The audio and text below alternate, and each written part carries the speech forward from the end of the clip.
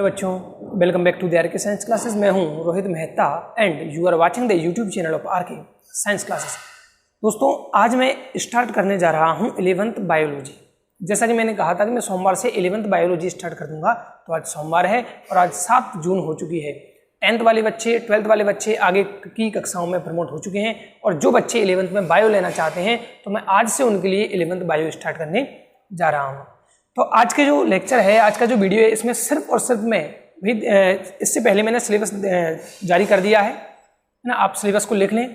और आज मैं इस वीडियो में सिर्फ और सिर्फ अबाउट बायोलॉजी बताने वाला हूँ। बायोलॉजी क्या है ना, जीव विज्ञान क्या है। सबसे पहले जीव विज्ञान शब्द का प्रयोग किसने किया, कब किया, जनक कौन है बायो के, बायो की कितनी शाखाएं हैं। तो मुख्यतः हमें पता है 2 शाखाएं, और बहुत सारी जो शाखाएं उनके बारे में भी आज हम इस वीडियो में जानने वाले हैं। और मैं कुछ कहना चाहूँगा कि हम जितने भी या जो हम बनना चाहते हैं, जो भी हम करना चाहते हैं, जो भी हम बनना चाहते हैं, उसके लिए 11th क्लास की इम्पोर्टेंस क्या है, इसके बारे में भी 2 लाइन में कहना चाहूँगा। बेटा, जब भी कोई एग्ज़ाम देना हो तुम्हें, तो उसका सिलेबस उठा के जब भी देखोगे तो तुम्हें पता चल जाएगा कि 11th का कितना सिलेबस आता है। चाहे वो रीट हो, चाहे नीट हो, चाहे तो रीट हो, चाहे नीट हो, चाहे सेकंड ग्रेड हो, फर्स्ट ग्रेड हो, पटवारी हो, कुछ भी हो, सब में सिलेबस आता है 11th और 12th तक का। तो 11th की इंपॉर्टेंस, जो 11th पढ़ चुके हैं पहले से, जो BSc first year, second year, final year में, जो बीएड में है, वो बच्चे भी मुझे मैसेज करते हैं, सर 11th शुरू कीजिए। क्यों कीजिए? क्योंकि सर हमारी 11th अभी भी वीक है। जब मैं था बीएससी में तो मेरी भी 11th वीक थी, लेकिन मुझे स्ट्रॉन्ग बनाना पड़ा, क्योंकि मुझे पता था अगर मुझे कुछ करना है तो मुझे 11th पर पकड़ बनानी ही होगी। अगर 11th आपकी कमज़ोर है तो आपको बहुत मेहनत करनी पड़ेगी। यानी कि 11th आपकी कमज़ोर है तो 11th पढ़नी ही होगी, चाहे तो उसको अभी 11th के साथ पढ़ लो और या फिर आज से 2-3 साल बाद पढ़नी पड़े, लेकिन 11th पढ़नी ही होगी। 11th की हर एक चीज़ बहुत इंपॉर्टेंट है। और कुछ टीचर जो हमारे एरिया में होते हैं वो कह देते हैं कि 9th और 11th लोकल क्लास है, इन पर कोई ध्यान मत दो। क्या कहते हैं टीचर्स भी कि 9th और 11th लोकल क्लास हैं, इन पर ध्यान मत दो, ये काम नहीं आएंगे। किस पर ध्यान दें? 10th और 12th पर, अपना रिजल्ट बनाने के लिए। जबकि बेटा वास्तविकता ये है कि 10th और 12th तो रिजल्ट बनाने के काम आएंगे, परसेंटेज दिखाने के काम आएंगे, लेकिन आपका बेस कैसा है, आपकी नींव कैसी है, ये डिपेंड करेगी आपकी 9th और 11th पर। और मुख्यतः अगर मैं बात करूँ तो 9th को मारो गोली, 11th जो है वो वहाँ से हम स्टार्ट करते हैं अपनी असली जर्नी। जो हम सब्जेक्ट लेते हैं अपने चुनाव के आधार पर लेते हैं, ना किसी की ज़बरदस्ती। भाई हमें बायो दिलाई है तो क्या घर वालों ने ज़बरदस्ती दिलाई है? हाँ, किसी के साथ घर वाले भी होती हैं जो ज़बरदस्ती दिला देते हैं कि हमारे बच्चे को तो नर्सिंग करवानी है, डॉक्टर बनवाना है, जो भी है। लेकिन हम खुद चयन करते हैं। ज़्यादातर पार्ट इसमें जो चुनने का होता है वो हमारा खुद का होता है कि हाँ, हम बायो पढ़ सकते हैं। तो अगर आपने बायो को लिया है तो आपको ही मेहनत करनी पड़ेगी, घर वालों का प्रेशर नहीं चलेगा। ठीक है, तो इसलिए मैं 11th बायो स्टार्ट करने जा रहा हूँ, क्योंकि बहुत सारे बच्चों की डिमांड थी कि सर 11th स्टार्ट कीजिए, 11th की बायो स्टार्ट कीजिए, हम बायो लेंगे।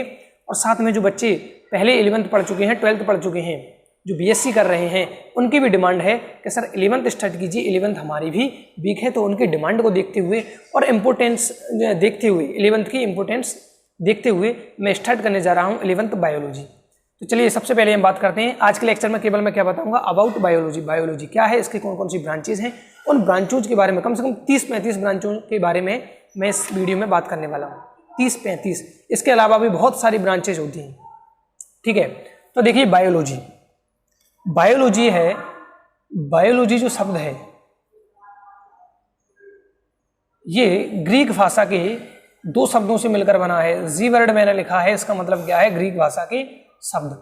जी वर्ड जहां पर भी लिख दूं उसका मतलब है ग्रीक वर्ड, और जहां पर मैं लिख दूं एल उसका मतलब है लैटिन वर्ड, लैटिन भाषा के शब्द। और यहां पर क्या लिखा है मैंने, ग्रीक वर्ड।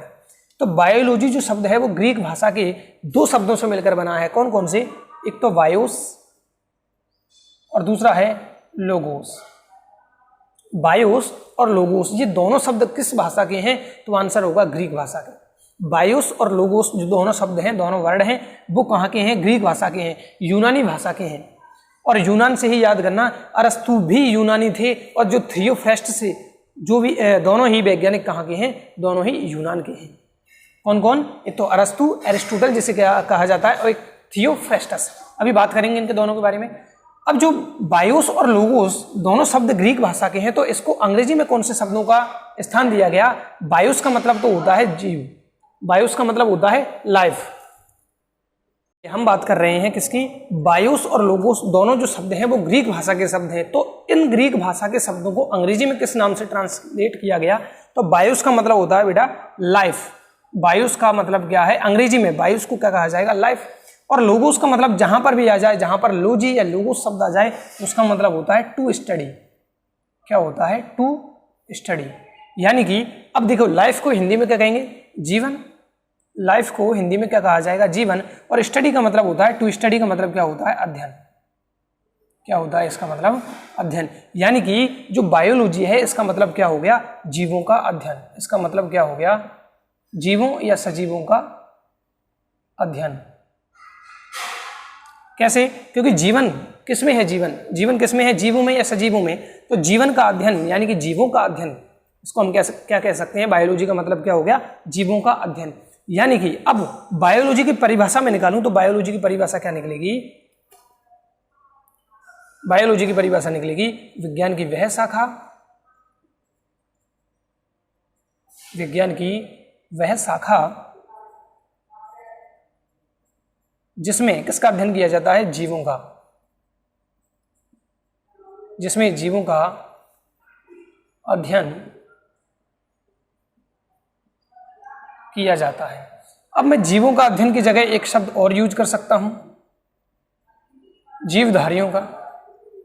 जीवों का अध्ययन, या ऐसे कह दूं बायो वो शाखा है विज्ञान की जिसमें जीवों का या जीवधारियों का अध्ययन किया जाता है। यानी कि जीव कह दो या जीवधारी, क्योंकि जीव को धारण करने वाले कौन है? सजीव है। तो ये है बायोलॉजी। बायोस प्लस लोगोस दोनों ग्रीक वर्ड हैं। लाइफ बायोस का मतलब और लोगोस का मतलब टू स्टडी, यानी कि जीवन का अध्ययन, यानी कि जीवों का अध्ययन। ये तो है बायोलॉजी का मतलब। अब बायोलॉजी शब्द है, बायोलॉजी शब्द का प्रयोग सबसे पहले किसने किया? तो बायोलॉजी जो शब्द है उसका प्रयोग दो वैज्ञानिकों ने, एक तो लेमार्क, एक तो कौन है हमारे पास? लेमार्क, जो कि कहाँ के थे? फ्रांस के थे। ये कहाँ के थे? फ्रांस के। और एक थे ट्रेवी रेनस, ये कहाँ के थे? जर्मनी के थे। तो बायोलॉजी शब्द का प्रथम बार प्रयोग किसने किया? तो आंसर होगा हमारा लेमार्क, जो कि फ्रांस के थे, और ट्रेवी रेनस जो कि जर्मनी के थे। और कब किया? तो इसके लिए दो सन याद चलते हैं। किसी एक बुक में 1801 मिलता है तो किसी बुक में 1802 मिलता है। 1801 और 1802 दो सन चलते हैं। कुछ किताब 1801 बताती हैं, कुछ किताब 1802 बताती है। तो किसको माने? जो अपनी किताब में दिया हुआ है उसी को हमें मानना है। जैसे 11th में मान लो अगर 1801 है तो 1801, और अगर बायो में 12th में अगर 1802 चल रहा है तो 1802। ठीक है। अब कभी जो हमारा एग्जाम हो उसमें दोनों ऑप्शन आ जाए तो क्या करें? तो फिर शब्द मानना है हमें 1802। क्या मानना है? 1802। हालांकि ऐसा आएगा नहीं 1801, 1802, 1803, 1804, क्योंकि ये दोनों शब्द या दोनों जो सन है वो कन्फ्यूजन होते हैं, कन्फ्यूजन पैदा करते हैं। तो हमें अगर दोनों एक साथ आ जाते हैं तो 1802 करना है, नहीं आता तो एक आएगा तो वो करना है। तो सबसे पहले देखा हमने बायोलॉजी क्या है, जीवों का अध्ययन किया जाता है। उसके बाद देखा बायोलॉजी शब्द का प्रयोग सबसे पहले किसने किया? तो फ्रांस के थे लेमार्क, और जर्मनी के थे ट्रेवी रेनस। कब किया? 1801 और 1802 में। ठीक है। इसके बाद हम बात करते हैं जनक की। तो बायोलॉजी के जनक कौन है? बायोलॉजी की जो जनक है वो कहा जाता है अरस्तु को। किसको कहा जाता है? अरस्तु को। इनको अंग्रेजी में एरिस्टोटल लिखा जाता है, ध्यान रखना इसका। क्या लिखा जाता है? अरस्तु को एरिस्टोटल। कभी कभी हमें इंग्लिश में अगर शब्द आ जाए तो हम सोचते हैं अरस्तु की स्पेलिंग कुछ और होनी चाहिए, बट अंग्रेजी में इसको क्या लिखा जाता है? एरिस्टोटल। अरस्तु को क्या कहा जाता है? एरिस्टोटल लिखा जाएगा। तो ये बायोलॉजी के जनक कौन हो गए? अरस्तु। क्यों हुए बायोलॉजी के जनक? इनको भी तो कहा जा सकता था, लेकिन ये देखिए ये तो 1801 1802 में है, और ये लगभग ईसा पूर्व लगभग 322 से 384 सन के बीच के ये हुए हैं वैज्ञानिक। तो अरस्तु कौन है? अरस्तु बायोलॉजी के क्या है? जनक हैं। क्यों है जनक? उसके बारे में बात करते हैं। तो देखिए सबसे पहले जो पादप हैं और जंतु हैं उनको बांटने का या वर्गीकरण करने का प्रयास सबसे पहले किसने किया था? तो आंसर होगा अरस्तु ने। सबसे पहले बांटने का प्रयास किसने किया? अरस्तु ने। इसीलिए अरस्तु को क्या कह दिया? बायोलॉजी का जनक। अब देखिए बायोलॉजी में, इसको छाप लें पहले। बायोलॉजी में दो मुख्य क्या है? ब्रांच है। बायोलॉजी की कितनी ब्रांच है? मुख्य 2 ब्रांच है। 2 ब्रांच कौन कौन सी हैं? तो एक तो है जूलॉजी और एक है बॉटनी। जूलॉजी बोले तो प्राणी विज्ञान। देखो इसको क्या कहा जाता है? जीव विज्ञान। इसे क्या कहा जाता है? प्राणी विज्ञान, या इसको जंतु विज्ञान भी कहा जाता है, जूलॉजी को। और इसको कहा जाता है वनस्पति विज्ञान। क्या कहा जाता है? वनस्पति विज्ञान, बॉटनी। जंतु विज्ञान या प्राणी विज्ञान जूलॉजी को, जबकि वनस्पति विज्ञान किसको कहा जाता है? बॉटनी को। किसको कहा जाता है? बॉटनी को। अब देखिए जूलॉजी प्राणी विज्ञान या जंतु विज्ञान, यानी कि बायोलॉजी की वह शाखा जिसमें केवल और केवल किसका अध्ययन किया जाएगा? जीव जंतुओं का। तो क्या लिखेंगे अपन? बायोलॉजी यानी कि जीव विज्ञान की वह शाखा जिसमें एक चीज मैं यहाँ क्लियर कर दूं, ये चैप्टर नंबर 1 नहीं है ना, ये चैप्टर नंबर 1 नहीं है 11th का, ये मैं केवल इंट्रोडक्शन दे रहा हूँ। इस वीडियो में हम किसके बारे में बात करें? ओनली बायोलॉजी और उसकी ब्रांचेस जो भी है, जितनी भी है, उनके सबके बारे में बात करूंगा। अगला जो वीडियो लेके आऊंगा मैं, उसमें मैं केवल बात करूंगा जनकों की। बायोलॉजी में कितने जनक चलेंगे, ये इसका जनक, ये फलाना इसका जनक, ये फलाना दिखाना, जो भी जितने भी जनक हैं उनको मैं अगली वीडियो में शूट करूंगा।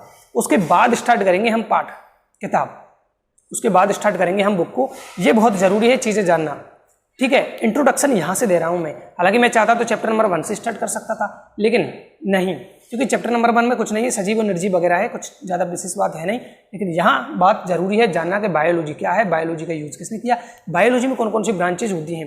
फिर अगली वीडियो में हम किसके बारे में बात करेंगे? जनकों के। जो भी जनक हैं, जितने भी जनक हैं, उन सबको अगली वीडियो में शूट करने वाला हूँ।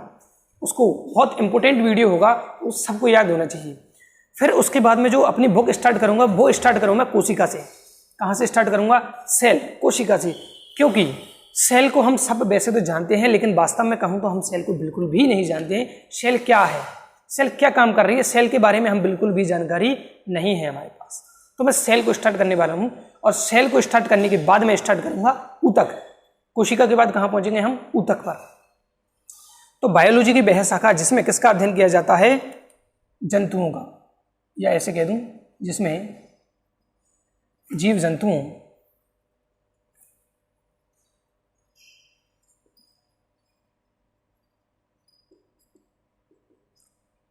का अध्ययन किया जाता है। क्या कहलाता है? जूलॉजी। बायोलॉजी की वह शाखा जिसमें जीव जंतुओं का अध्ययन किया जाता है, क्या कहलाता है? जूलॉजी। अब देखो हिंदी में अगर नाम निकालना है तो कोई दिक्कत वाली बात नहीं होती। जैसे कि प्राणी विज्ञान, यानी कि विज्ञान की वह शाखा जिसमें प्राणियों का अध्ययन किया जाता है, या फिर जंतु विज्ञान कहें तो विज्ञान की वह शाखा जिसमें जंतुओं का या जीव जंतुओं का अध्ययन किया जाता है। लेकिन इंग्लिश वर्ड जो है, इंग्लिश टर्म हमें याद होनी चाहिए। अब इसके फादर की बात करें तो इसके father FATHER, father of zoology, ये भी कौन है? अरस्तु। फादर ऑफ बायोलॉजी कौन थे? ये भी अरस्तु थे। और फादर ऑफ जूलॉजी की बात करूं, फादर ऑफ जूलॉजी ये भी कौन है? अरस्तु। और इनका सन याद रखिएगा, इनका जो टाइम है वो है 384 से 322 BC। कब के वैज्ञानिक हुए हैं? ये महान एक दार्शनिक थे, इनको सभी विषय की बहुत बढ़िया नॉलेज थी। कब के हैं ये वैज्ञानिक? तो आंसर होगा 384 से 322 BC, ईसा पूर्व।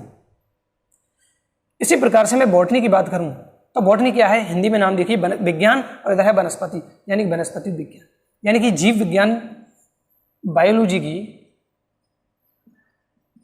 वह शाखा, बायोलॉजी की वह शाखा जिसमें किसका अध्ययन किया जाएगा? पेड़ पौधों का अध्ययन किया जाता है। तो वनस्पति विज्ञान में हम किसका अध्ययन करते हैं? केवल और केवल पेड़ पौधों का। पेड़ पौधों का, इधर जीव जंतुओं का, और दोनों का अध्ययन किया जाता है किसमें? बायोलॉजी में। हम बॉटनी में बांटते हैं, जूलॉजी में बांटते हैं। तो जूलॉजी में हम किसको पढ़ते हैं? जीव जंतुओं को पढ़ते हैं, उनकी शारीरिकी और उनकी आकारिकी पढ़ते हैं। जबकि जो बॉटनी है उसमें प्लांट्स की एनाटॉमी, मॉर्फोलॉजी, यानी कि शारीरिकी और आकारिकी, इनके बारे में बात करती हैं। इसी प्रकार से जैसे इधर फादर ऑफ जूलॉजी कौन है, अरस्तु हैं, इसी प्रकार से फादर ऑफ बॉटनी कौन है, तो फादर ऑफ बॉटनी हो गए, फादर ऑफ बॉटनी जो है हमारे पास वो हैं महान वैज्ञानिक थियोफ्रेस्टस। कौन है, थियोफ्रेस्टस। तो देखिए अभी तक हमारे पास 3 जनक आए हैं। सबसे पहले फादर ऑफ बायोलॉजी अरस्तु, दूसरे फादर ऑफ जूलॉजी अरस्तु और इनका टाइम 384 से 322 बीसी। और इसी प्रकार से फादर ऑफ बॉटनी जो आए हैं वो है हमारे पास थियोफ्रेस्टस। कौन है, थियोफ्रेस्टस। और वास्तव में बात करूं तो ये अरस्तु के शिष्य थे। जो थियोफ्रेस्टस हैं ये किसके शिष्य थे, अरस्तु। थियोफ्रेस्टस किसके शिष्य थे, अरस्तु के। जब अरस्तु को बहुत बढ़िया लगाव हुआ किससे, प्रकृति से, यानी इन्होंने पेड़ पौधों का भी अध्ययन शुरू किया, इन्होंने जीव जंतुओं का भी अध्ययन किया, लेकिन इनका मेन फोकस कहाँ गया, जीव जंतुओं पर। मेन फोकस कहाँ गया, जीव जंतुओं पर। हालांकि इन्होंने पौधों को भी बांटा था, लेकिन इन्होंने क्या किया, अभी आगे बुक की बात करेंगे, 2 बुक लिखी और उनमें 480 पौधों का वर्णन किया था। कितने पौधों का, 480 पौधों का वर्णन किया था अपनी बुकों में। इनकी भी बुक के बारे में बात करेंगे, इनका टाइम भी देखना है अभी कब हुए। लेकिन ये क्या है, थियोफ्रेस्टस जो है वो अरस्तु के शिष्य हैं और इन्होंने थियोफ्रेस्टस को ये लगन कहाँ से लगी, ये लगन अरस्तु को देखकर लगी कि मुझे भी प्रकृति के बारे में अध्ययन करना चाहिए। तो इन्होंने किसको चुना, इन्होंने वनस्पतियों को चुना। वनस्पतियों को मैं अध्ययन करना चाहूँगा, वनस्पतियों पर। थियोफ्रेस्टस का टाइम की मैं बात करता हूँ तो वो है 370 से 285 बीसी। 370 से 285 बीसी, ये किसका टाइम है, थियोफ्रेस्टस का। तो 384 से 322 बीसी और इधर क्या है 370 से 285 बीसी। इनका टाइम याद रखना जरूरी है, इनका टाइम याद हो जाए तो ठीक, नहीं हो तो भी ठीक। तो थियोफ्रेस्टस के गुरु कौन हो गए, अरस्तु। इन्होंने जंतुओं पर अध्ययन किया और थियोफ्रेस्टस जो शिष्य थे अरस्तु के, इन्होंने वनस्पतियों पर अध्ययन किया। किस पर, वनस्पतियों पर। अब इनकी जो पुस्तक है, इनकी जो बुक है, और इनकी भी हम क्या लेंगे, बुक लेंगे। दोनों की बुक देख लेते हैं। इनकी तो है बुक हिस्टोरिया एनिमिलियम, हिस्टोरिया एनिमिलियम किसकी पुस्तक है, तो हिस्टोरिया एनिमिलियम जो पुस्तक है वो है अरस्तु की। किसकी पुस्तक है, अरस्तु की। इसी प्रकार से जो थियोफ्रेस्टस थे इनकी पुस्तक है inquiry into plants, inquiry into plants, यहां पर दिखाई दे रहा है ना, हाँ, इंक्वायरी इनटू प्लांट्स। इसी प्रकार से इनकी एक और पुस्तक है वो है the causes of plants, the causes of plants. तो ये 2 पुस्तक किसकी हैं, थियोफ्रेस्टस की हैं। और इन दोनों पुस्तकों में इन्होंने 480 पौधों का 480 पौधों का वर्णन किया। 480 पौधों का वर्णन किया किसने, थियोफ्रेस्टस ने। इसलिए इनको क्या कहा गया, फादर ऑफ बॉटनी। क्यों कहा गया, क्योंकि सबसे ज्यादा वर्णन किसने किया, सबसे ज्यादा नहीं लेकिन सबसे पहले वर्णन किसने किया पौधों के बारे में, तो आंसर होगा थियोफ्रेस्टस ने। अब इन्होंने बॉटनी पर ध्यान दिया तो इसको क्या कह दिया, थियोफ्रेस्टस को फादर ऑफ बॉटनी। इसी प्रकार से अरस्तु जो है उनको हिस्टोरिया एनिमिलियम में बहुत सारी जीव जंतुओं का वर्णन किया, इसलिए इनको क्या कहा गया, फादर ऑफ जूलॉजी। और ओवरऑल दोनों का अध्ययन किसने किया था, सबसे पहले अरस्तु ने, तो अरस्तु को बायोलॉजी का जनक भी कहा जाता है। अब जैसे ही इन्होंने अपनी पुस्तक लिखी, इनको टाइम के बाद लगभग 1000 साल तक इस पर किसी का ध्यान नहीं गया था, तो उसको बायोलॉजी का अंधकार काल भी कहा जाता है। उसको 1000 साल बाद अरस्तु के 1000 साल बाद के टाइम को क्या कहा जाता है, उसको अंधकार समय कहा जाता है। किसका, जीव विज्ञान का।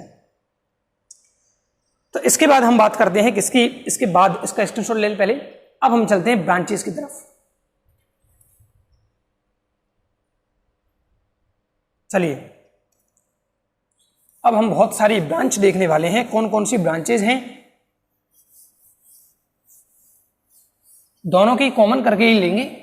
मैं लिख देता हूं, उसके बाद उनको समझाने की कोशिश करूंगा, नहीं तो क्या होगा, वीडियो बहुत लंबा हो जाएगा। तो चलिए मैंने यहां पर 15 ब्रांच लिख दिए हैं। 15 ब्रांच में फर्स्ट स्लाइड में ले रहा हूं। देखिए कौन कौन सी शाखाओं का अध्ययन हम बायोलॉजी के अंतर्गत करते हैं। सबसे पहले है फाइकोलॉजी। सबसे पहले क्या है, फाइकोलॉजी। फाइकोलॉजी का मतलब है, देखो इसमें किसका अध्ययन किया जाता है, केवल और केवल शैवालों का। किसका? शैवालों का, एल्गी का। तो सबसे पहले क्या है, फाइकोलॉजी, इनको नोट करना है सभी को। फाइकोलॉजी में किसका अध्ययन किया जाता है, शैवालों का। दूसरी है माइकोलॉजी, इसमें किसका अध्ययन किया जाता है, कवकों का। कवकों के अध्ययन को माइकोलॉजी कहा जाता है ना। इसी प्रकार से शैवालों का अध्ययन फाइकोलॉजी कहा जाता है। फिर है हमारे पास तीसरी ब्रायोलॉजी, जिसमें ब्रायोफाइट्स का अध्ययन किया जाए वो है ब्रायोलॉजी। इसी प्रकार से जिसमें टेरिडोफाइट्स का अध्ययन किया जाए वो है टेरिडोफाइट्स या टेरिडोलॉजी। क्या है? टेरिडोलॉजी, जिसमें किसका अध्ययन किया जाएगा, टेरिडोफाइट्स का। तो फाइकोलॉजी शैवालों का, कवकों का, ब्रायोफाइट्स का ब्रायोलॉजी, टेरिडोफाइट्स का टेरिडोलॉजी। सूक्ष्म जीवों को क्या कहते हैं, माइक्रोब्स कहते हैं। सूक्ष्म जीवों को क्या कहा जाता है, माइक्रोब्स। तो इनकी शाखा जिसमें इनका अध्ययन किया जाएगा वो होगा माइक्रोबायोलॉजी। क्या होगा, microbiology, pteridology, bryology, mycology, phycology. इसके बाद जीवाणुओं को अंग्रेजी में कहा जाता है बैक्टीरिया। तो इनकी ब्रांच जो होगी वो होगी बैक्टीरियोलॉजी। क्या होगी, बैक्टीरियोलॉजी। इसी प्रकार वायरस को तो वायरस कहते हैं अंग्रेजी में, और हिंदी में क्या कहते हैं, विषाणु। तो विषाणु विज्ञान, और अंग्रेजी में कहें तो वायरस, तो वायरोलॉजी इसको क्या कहा जाएगा, जिसमें वायरसों का अध्ययन किया जाए, वायरोलॉजी। हिंदी शब्द भी हैं, जैसे इसको कहें तो जीवाणु विज्ञान, इसको वायरस विज्ञान मतलब विषाणु विज्ञान, सूक्ष्म जीव विज्ञान है ना, टेरिडोफाइट्स विज्ञान। तो ऐसे हिंदी में भी याद रख सकती हैं। बट हम लेवल उच्च कर रहे हैं, थोड़ी सी इंग्लिश टर्म पकड़ में आनी चाहिए, वरना कुछ फायदा नहीं है। कोशिका का अध्ययन तो क्या कहलाएगा, हिंदी में तो कहेंगे हम उसको कोशिका विज्ञान, लेकिन इसका अंग्रेजी टर्म बिल्कुल सबको याद होना चाहिए। इसका जो इंग्लिश टर्म है वो सबको याद होना चाहिए। कोशिका का अध्ययन बायोलॉजी की जिस शाखा में किया जाता है उसको क्या कहा जाता है, साइटोलॉजी। क्या कहा जाता है, साइटोलॉजी। इसी प्रकार से पारिस्थितिकी को कहते हैं इकोलॉजी, पारिस्थितिकी इकोलॉजी, जिसमें जीवों का वातावरण के साथ, 12th बायो में ये चैप्टर चलता है, एनसीईआरटी में आ रहा है इस साल। जीवों का उनके वातावरण के साथ संबंधों का अध्ययन किया जाए। हमारा जैसे हमारा अध्ययन किसके साथ, वातावरण के साथ हमारी क्या संबंध है, इसका अध्ययन करेंगे। तो ऐसी शाखा जो है बायो की, उसको हम कहेंगे इकोलॉजी। क्या कहेंगे, इकोलॉजी। यानी कि हमारा एनिमल्स का, जीवों का किसके साथ, वातावरण के साथ संबंध। तो ये होगी पारिस्थितिकी, इकोलॉजी। इसी प्रकार से जो एनाटोमी है, एनाटोमी बोली तो शारीरिकी, एनाटोमी बोली तो शारीरिकी, जिसमें जीवों की आंतरिक संरचना, इंटरनल स्ट्रक्चर का अध्ययन किया जाता है। इंटरनल स्ट्रक्चर का किसमें, एनाटोमी में। याद होना चाहिए ये भी। एनाटोमी में क्या करते हैं, जीवों की संरचना का अध्ययन करते हैं, लेकिन कैसी संरचना, तो आंतरिक संरचना। और अगर बाह्य संरचना का यानी कि आकार का अध्ययन किया जाए तो उसको कहते हैं आकारिकी, मॉर्फोलॉजी।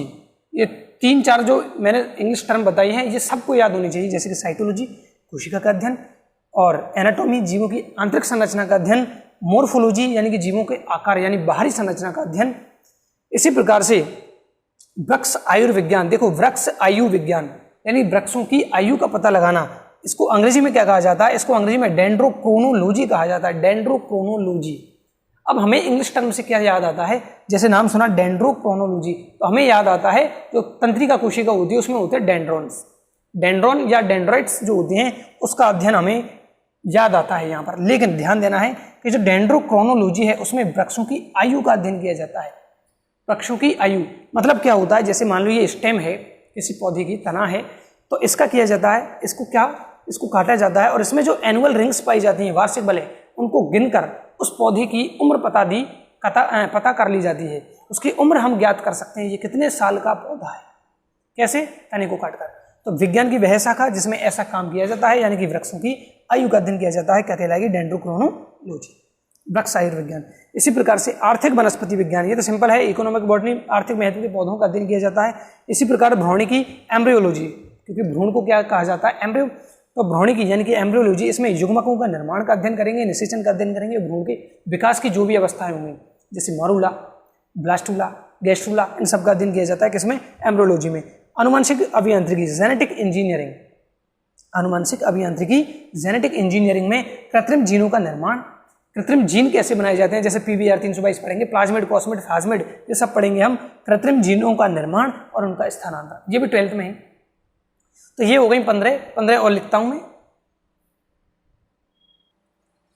तो चलिए मैंने अगली 15 है जो डेफिनेशंस है, ब्रांचेज हैं, उनको लिख दिया है। तो इस प्रकार हमारे पास टोटल 30 ब्रांचेज हो गई। अब एक बात और क्लियर कर लें यहाँ पर कि हमारे पास सिर्फ और सिर्फ 30 ही ब्रांच नहीं होती है। यहाँ पर ब्रांचों की संख्या तो बहुत ज़्यादा है, लेकिन जो मेन ये हैं जो हमें याद कर लेनी है वो ये हैं। इसके बाद की जो और भी शेष ब्रांचेज हैं वो हमारे जैसे जैसे सिलेबस आगे बढ़ेगा वैसे वैसे हमारे सामने आती चलेंगी। तो चलिए हम बात करते हैं। सबसे पहले आनुवंशिकी, जेनेटिक्स पढ़ चुके हैं इसके बारे में सब कुछ हम, जिसमें मेंडल से संबंधित अध्ययन होता है। तो आनुवंशिकी में किसका आनुवंशिकी संबंधी अध्ययन किया जाता है? किससे संबंधित? आनुवंशिकी। कैसे? एक लक्षण दूसरी पीढ़ी में जाता है, इनका अध्ययन। आनुवंशिकता, हेरिडिटी, पैतृक लक्षण यानी आनुवंशिक लक्षणों का संतति में पहुंचने का अध्ययन। तो ये लगभग क्या होती है? लगभग सेम होती है, बट अंतर कहाँ होता है? देखिए, इसमें जो हमारे पास जेनेटिक्स है इसमें आनुवंशिकता प्लस वेरिएशंस, विविधताओं का अध्ययन किया जाता है, दो चीजों का। इसमें जो जेनेटिक्स है इसमें एक तो आनुवंशिकता का, एक तो किसका? आनुवंशिकता का, और दूसरा वेरिएशंस का, विविधताओं का अध्ययन किया जाता है। तो ये दोनों याद रखनी है, एक तो आनुवंशिकी जेनेटिक्स और आनुवंशिकता, एक पीढ़ी से दूसरी पीढ़ी में लक्षणों का जाना, हेरिडिटी। इसके बाद है हमारे पास शैक विज्ञान। शैक या सहवाक या लाइकेन कहते हैं इनको। तो लाइकेन का अध्ययन लाइकेनोलॉजी क्या कहलाएगा? लाइकेनोलॉजी, जिसमें लाइकेनों का अध्ययन करेंगे। इसी प्रकार से फ्लोरिकल्चर, सजावटी पुष्पों का अध्ययन। फ्लावर, फ्लोरिकल्चर में क्या छुपा है शब्द? फ्लावर, फ्लावरों का अध्ययन। सजावटी पुष्पों का अध्ययन किसमें करेंगे? फ्लोरिकल्चर। इसी प्रकार से जो बागवानी है, बागवानी हॉर्टिकल्चर कहते हैं, इसमें बाग यानी कि फल और उद्यान संबंधी पादपों का अध्ययन किया जाएगा। फल और उद्यान संबंधी पादपों का अध्ययन किसमें किया जाता है? हॉर्टिकल्चर में। इसी प्रकार से सिल्वीकल्चर जो है, इसमें वनों और उनके उत्पादों का यानी कि जंगलों का, जंगल में कौन कौन से वृक्ष पाए जाते हैं उनका अध्ययन, उनके उत्पादों का अध्ययन किया जाएगा। इसी प्रकार से फल विज्ञान, पोमोलॉजी, इसको याद रखिएगा, फल विज्ञान को क्या कहा जा रहा है? पोमोलॉजी। पोमोलॉजी में किसका? फलों का अध्ययन किया जाता है। पादप प्रजनन विज्ञान, प्लांट ब्रीडिंग, इसमें क्या करेंगे? उपयोगी जो पादप हैं उनकी किस्मों को सुधारने का अध्ययन किया जाता है। कैसे उपयोगी पादपों की किस्मों को सुधारा जाए, इसका अध्ययन किसमें करेंगे? प्लांट ब्रीडिंग, ब्रीडिंग करवाएंगे प्लांट्स के मध्य। पादप वर्गीकी, प्लांट टैक्सोनॉमी, बहुत ही इंपॉर्टेंट ये हमारी ब्रांच है, पादप वर्गीकी। इसमें पादपों के वर्गीकरण का अध्ययन किया जाता है। किसका? पादप वर्गीकरण का, प्लांट टैक्सोनॉमी। और हर एक कंपटीशन में इस टॉपिक को ऐड किया जाता है, हर एक कंपटीशन में, प्लांट टैक्सोनॉमी। इसी प्रकार से है पादप कार्य की, प्लांट फिजियोलॉजी। इसी प्रकार से ह्यूमन फिजियोलॉजी भी होती है। तो इसमें क्या करेंगे? हम पादप शरीर की क्रियाओं का अध्ययन करते हैं। पादप किस प्रकार से काम करते हैं, पादप में जल नीचे से ऊपर कैसे जाता है, कार्बोहाइड्रेट का ट्रांसफर पूरे प्लांट बॉडी में कैसे होता है, इन सब का अध्ययन करेंगे। प्रकाश संश्लेषण भी क्या होता है, इसका अध्ययन इसी में किया जाता है, प्लांट फिजियोलॉजी। अगली जो है वो है सस्य विज्ञान। सस्य यानी होता है फसल, तो एग्रोनॉमी इसे कहा जाता है। और इसमें किसका अध्ययन करेंगे? फसलीय पादपों का अध्ययन, जैसे फसल के रूप में बोई जाते हैं, जैसे गेहूं है, सोयाबीन है, इनका अध्ययन किसमें किया जाएगा?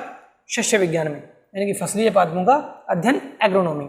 मृदा विज्ञान, इसको याद करना है। एक तो क्या है? पेडोलॉजी। क्या है? पेडोलॉजी। पेडोलॉजी में किसका अध्ययन किया जाता है? मृदा का, यानी कि मृदा की संरचना। मृदा की संरचना क्या है? मृदा में कौन कौन से पदार्थ हैं, उनका निर्माण कैसे होता है, उनका अपर्दन कैसे होता है, और उनके अपर्दन को रोकने के उपाय भी इसी में पढ़े जाएंगे। परागाणु यानी कि परागकणों का विज्ञान क्या कहा जाता है? पेलिनोलॉजी। क्या कहा जाता है? पेलिनोलॉजी। किसका अध्ययन करेंगे? परागकणों का। किसका अध्ययन करेंगे? परागकणों का। तो यहाँ हिंदी नाम और यहाँ की जो डिटेल है उसमें कोई दिक्कत नहीं होती, लेकिन ये जो टर्म्स हैं इनको याद करना पड़ेगा हमें। पादप रोग विज्ञान, प्लांट पैथोलॉजी। पैथोलॉजी में किसका अध्ययन करते हैं? पैथोजेंस का, यानी कि पादप के पैथोजन का रोगों का अध्ययन करेंगे। पादप रोगों का अध्ययन किसमें? प्लांट पैथोलॉजी में। इसी प्रकार से जो हमारे पास लास्ट है पुरा वनस्पति विज्ञान, यानी बहुत पुराने टाइम की वनस्पतियों का अध्ययन किसमें किया जाएगा? पेलियो बॉटनी में। बॉटनी में वनस्पति, पेलियो का मतलब होता है पुरानी, आदिम, यानी कि जीवाश्म, यानी कि पादप जीवाश्मों का अध्ययन किया जाएगा किसमें? पेलियो बॉटनी में। तो ये हमारे पास 30 ब्रांचें आज मैं लेके आया हूँ, ठीक है। इसके बाद की ब्रांचेज जो भी हैं उनको हम साथ के साथ पढ़ते चलेंगे, जैसे जैसे बुक में चैप्टर में पढ़ेंगे वहाँ पर हम पढ़ते चलेंगे। इसके बाद का जो अगला वीडियो होगा, अभी इंट्रोडक्शन ही है एक तरह से बायो का, इसके बाद का जो लेक्चर होगा वो डिपेंड होगा ऑल जो बायोलॉजी के जनक हैं। बायोलॉजी में जो अलग अलग ब्रांचेज हैं, जैसे ये सारी ब्रांचेज हैं, इनमें किस किस जनक का यूज होगा या कौन कौन इनके जनक हैं, उनके बारे में अगला वीडियो शूट करूँगा बहुत जल्द, कल। तब तक के लिए जय हिंद, जय भारत, जय श्री राम।